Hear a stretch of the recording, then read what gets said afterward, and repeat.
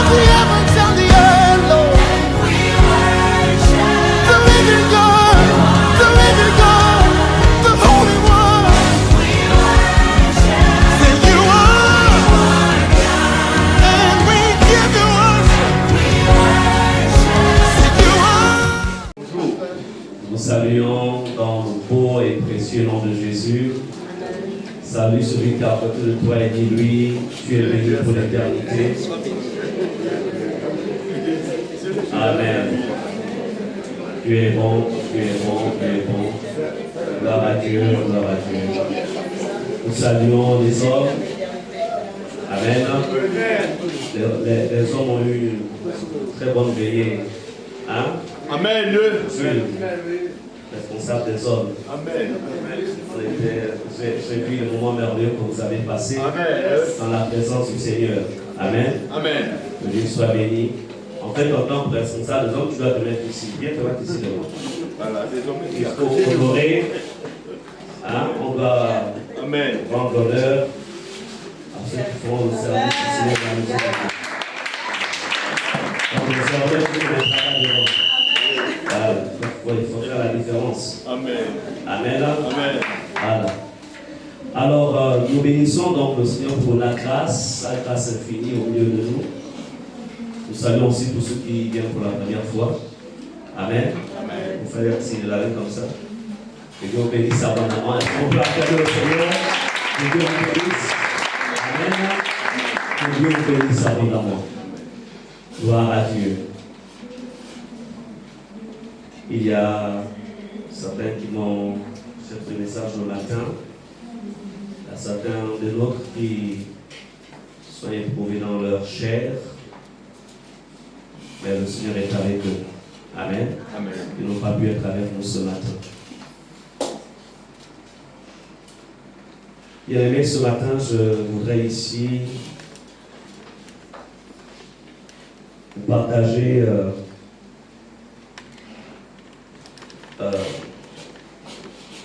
le message que le Seigneur a mis dans mon cœur. Vous savez, le rôle d'un pasteur, c'est de tout faire pour que lui et le peuple de Dieu que vous êtes, qu'ensemble nous entrions dans notre maison d'origine. Ce que j'appelle maison d'origine, c'est chez le Père. Amen. Amen.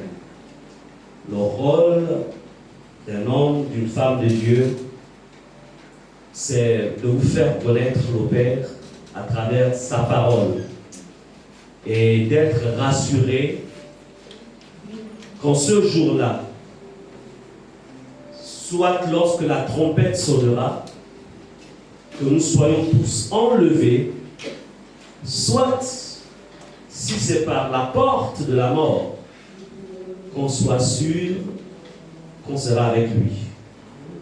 Amen. Amen. C'est cela l'objectif principal. C'est pourquoi lorsque vous lisez la Bible, vous remarquerez que Jésus n'a pas eu un autre message si ce n'est le message du salut. Le message du royaume. Au-delà de tout ce que Dieu peut faire dans nos vies sur la terre. Mais l'objectif principal, c'est le salut. Être avec lui. C'est pourquoi le thème de ce matin s'intitule « Les exigences pour hériter la vie éternelle ». Les exigences pour hériter la vie éternelle. Est-ce qu'on peut ensemble répéter les exigences? Les exigences pour hériter la vie éternelle. Amen. Amen. Il y a, nous allons voir dans la parole, il y a des exigences pour hériter la vie éternelle. La vie éternelle se définit comme, on peut définir la vie éternelle, déjà comme, elle se définit par cette communion perpétuelle avec Dieu, qui commence déjà sur la terre. Une communion perpétuelle. Une communion permanente. Une communion sans fin. La vie éternelle se définit aussi comme cette existence sans fin dans sa présence. Une existence sans fin dans sa présence. Que ce soit à la maison. La vie éternelle, on commence à la ressentir ou à la vivre déjà sur la terre. Et elle atteint sa plénitude lorsqu'on monte, lorsqu'on est avec lui là-haut. Amen. Amen. Donc, la vie éternelle, elle commence déjà sur la terre, on la vit par la foi, déjà sur la terre. Elle sera pleinement manifestée, donc après l'enlèvement ou après la mort. Mais, comment, quelles sont les exigences que la Bible nous présente pour hériter la vie éternelle? Venir à l'église, c'est bien. Mais est-ce que j'ai la vie éternelle? C'est vrai, je viens à l'église. C'est vrai, je suis engagé dans un groupe. C'est vrai, je lis la Bible. Mais est-ce que j'ai la vie éternelle? C'est la chose qu'il faut d'abord rechercher. La vie éternelle. Est-ce que j'ai l'endroit? Alors, on va ouvrir ensemble, avant qu'on ouvre la référence, quand on parle d'exigence, l'exigence se définit comme quelqu'un qui réclame ce que quelqu'un réclame d'une autre personne. C'est que Dieu réclame de nous. Une exigence, c'est comme une réclamation, comme pour dire, en fait, voici ce que je veux voir de toi, ou je veux voir en toi. Ouvrons Luc 18, versets 18 à 24. Luc, chapitre 18, versets 18 à 24. Nous allons lire la parole de Dieu pour ceux qui ont leur Bible. Celui qui a oublié sa Bible, je pense qu'à l'écran, cela s'affiche. Un chef interrogea Jésus et dit: Bon maître, que dois-je faire pour hériter la vie éternelle? Jésus lui répondit: Pourquoi m'appelles-tu bon? Il n'y a de bon que Dieu seul. Tu connais, verset 20, les commandements: tu ne commettras point d'adultère. Et moi j'ajouterai: tu commettras point de fornication, c'est-à-dire ne pas avoir des relations en mariage. Tu ne tueras point, tu ne déroberas point, tu ne diras point de faux témoignages. Honore ton père et ta mère. Verset 21. J'ai, dit-il, observé toutes ces choses dès ma jeunesse. Verset 22. Jésus, ayant entendu cela, lui dit: il te manque encore une chose. Vends tout ce que tu as. Distribue-le aux pauvres, et tu auras un trésor dans les cieux. Puis viens et suis-moi. Verset 23. Lorsqu'il entendit ces paroles, il devint tout triste. Je pense qu'il n'y a plus de batterie.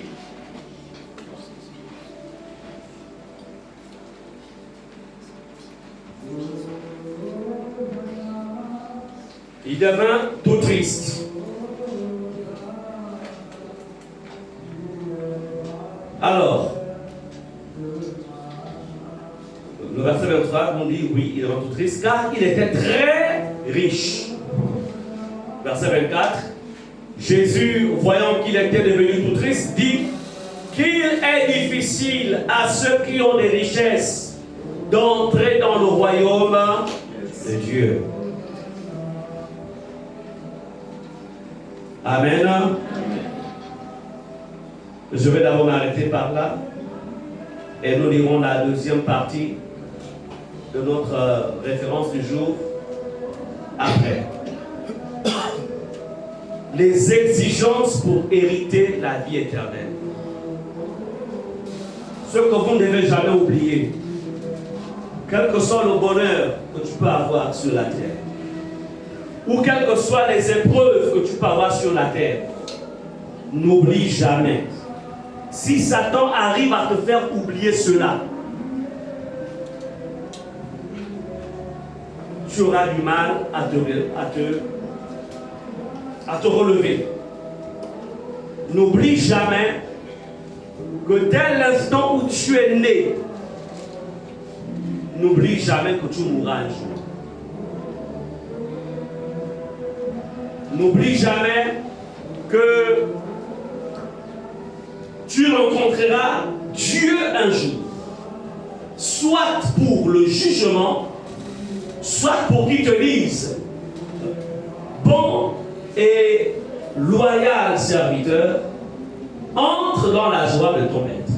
Donc il y a deux façons pour l'homme de rencontrer Dieu après la mort. Soit pour dire éloigne-toi de moi, soit entre dans la joie de ton Père. Voici les deux.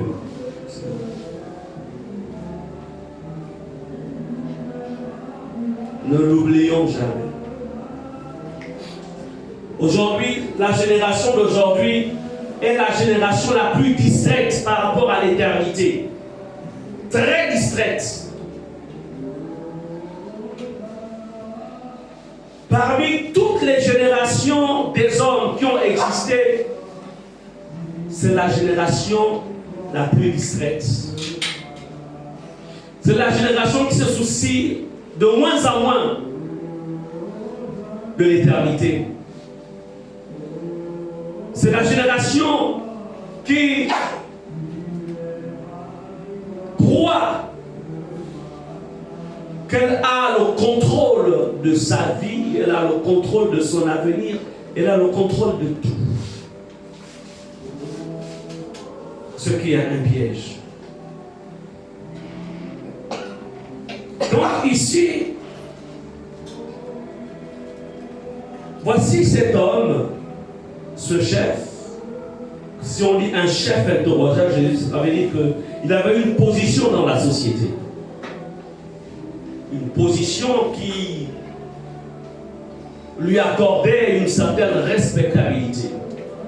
Il était respecté. Il avait de l'argent. Il était riche. La Bible le dit si bien. Mais au-delà de sa richesse, il avait quand même un souci. Ça veut dire qu'il était croyant. Parce qu'il se rapproche de Jésus. Il dit, mais bon maître, que dois-je faire pour hériter la vie éternelle? Je ne sais pas si tu t'es déjà posé un jour cette question. Que dois-je faire pour hériter la vie éternelle? Que dois-je faire pour garder ma foi toujours forte? Que dois-je faire pour garder mon engagement envers Dieu? Que dois-je faire pour continuer à aimer Dieu? Que dois-je faire pour continuer à aimer mon prochain? Que dois-je faire? Il y a des moments dans la vie où il faut savoir se poser des bonnes questions. Que dois-je faire? Apprends à te poser des questions liées à ton éternité. Apprends à te poser des questions liées à ta foi. Apprends à te poser des questions liées à ta sainteté. Apprends à te poser des questions. Il s'est posé cette question. Que dois-je faire? C'est vrai, j'ai tout. Bon, lui, dans son cas, il avait tout. Le problème, ce n'est pas d'avoir ou de ne pas avoir. Le problème, c'est qu'il était conscient qu'après cette vie, il y a une autre vie. Il était conscient de cela. Amen.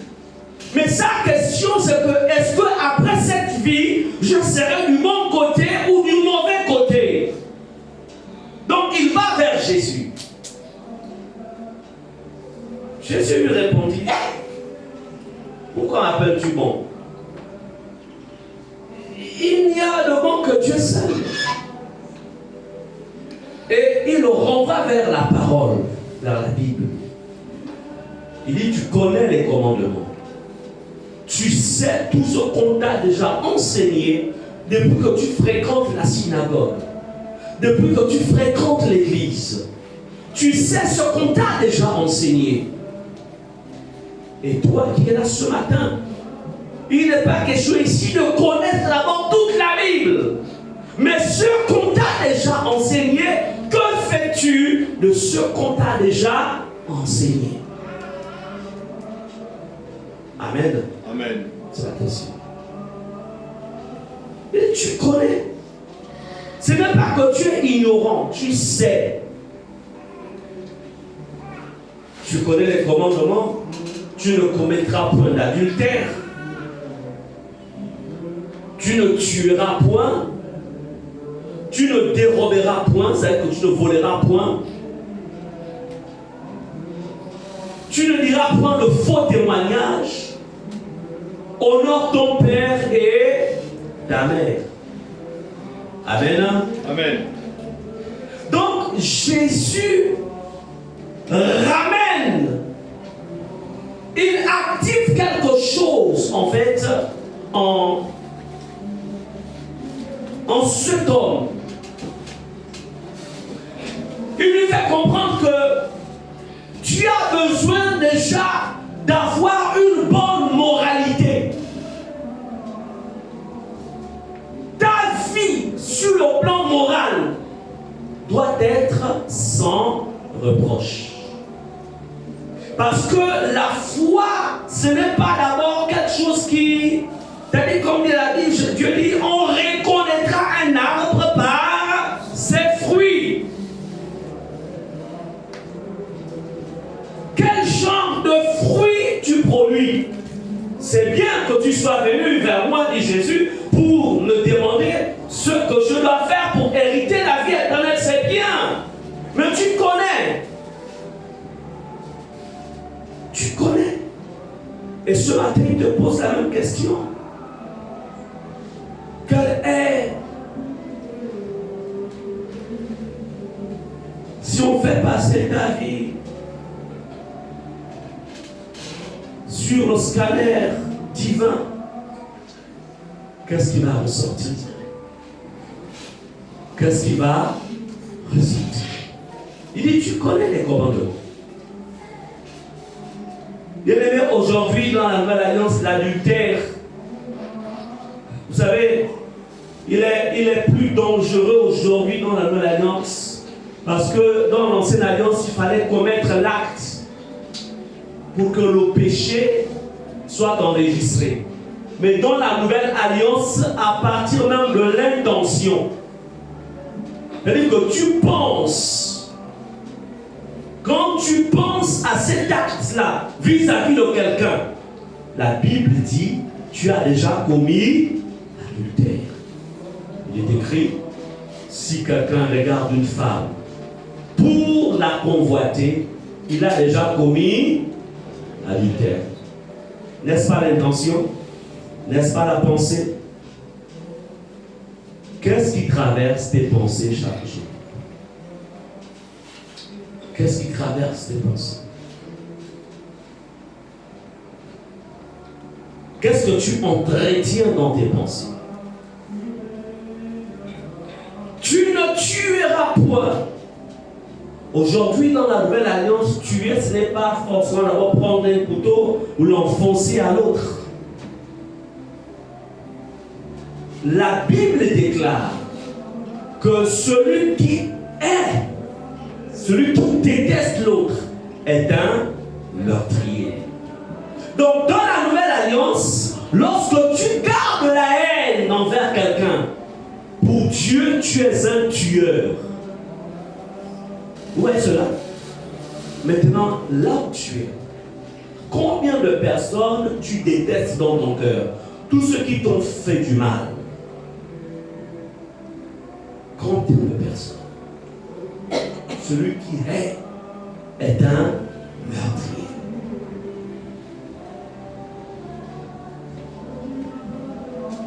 Et le Seigneur va te rappeler, tu connais ces commandements. Tu sais. Tu ne déroberas point, tu ne voleras point. Tu ne prendras pas ce qui est à autrui. Tu ne garderas point ce qui est à autrui. Tu ne garderas point ce qui n'est pas à toi. Ce que tu empruntais là, mais que tu ne veux plus rendre. Qui est même dans ta maison, même si c'est un stylo, même si c'est un parapluie, mais ce n'est pas à toi. Voler, c'est garder ce qui n'est pas à toi, mais qui ne t'a pas été donné. Amen. Amen. Tu ne diras point de faux témoignages. Tu vas avoir une information, tu vas dans les réseaux sociaux, il y a une information qui est à l'intérieur, tu la prends, tu la balances. Est-ce que tu as vérifié si l'information-là est vraie? Tu n'as pas vérifié, ça t'a marqué, et tout de suite tu balances. Tu es en train de rendre un faux témoignage. Parce que tu n'as pas la preuve de la véracité de cette information. C'est-à-dire qu'aujourd'hui, le faux témoignage, ce n'est plus forcément accuser l'autre sans preuve. Mais ça va au-delà. Amen. Amen. Un faux témoignage, c'est attribuer à quelqu'un d'autre un fait qui n'a pas été avéré. Qui n'est pas vrai. Et Jésus lui rappelle, honore ton père et ta mère. Là encore, les enfants, les jeunes,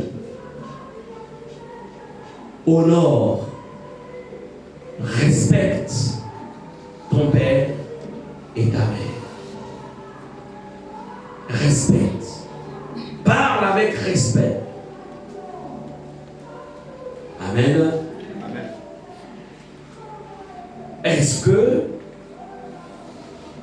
tu honores ta maman? Est-ce que tu honores ton père? Ou alors,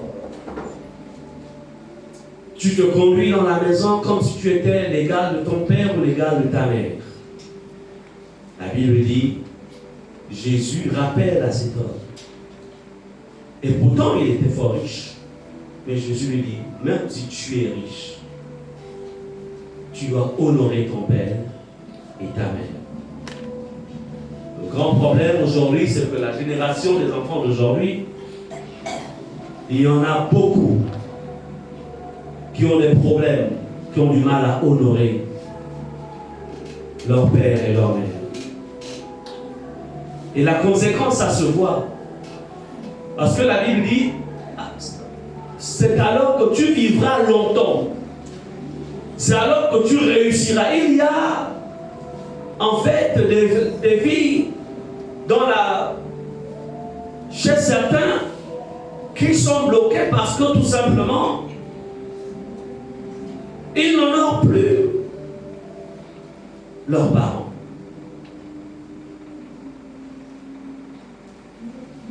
Quelle est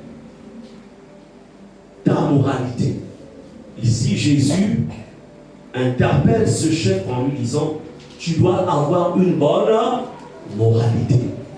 Quelle est ta moralité? Amen. Amen. Quelle est ta moralité?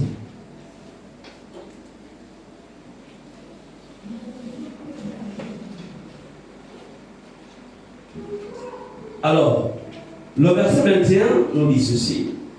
Donc le monsieur, ce chef-là, le gars il est content, il dit, j'ai, dit-il, observé toutes ces choses dès ma jeunesse. Ce que tu as présenté là, maître, tout ça, j'ai observé, je me suis battu, je continue à me battre. Alléluia. Amen.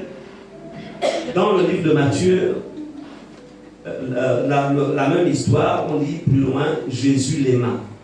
C'est-à-dire qu'il avait touché le cœur de Jésus. Quand il a dit, j'ai observé tout ça. Mais Jésus, qui regardait au cœur et non à ce qui frappe les yeux.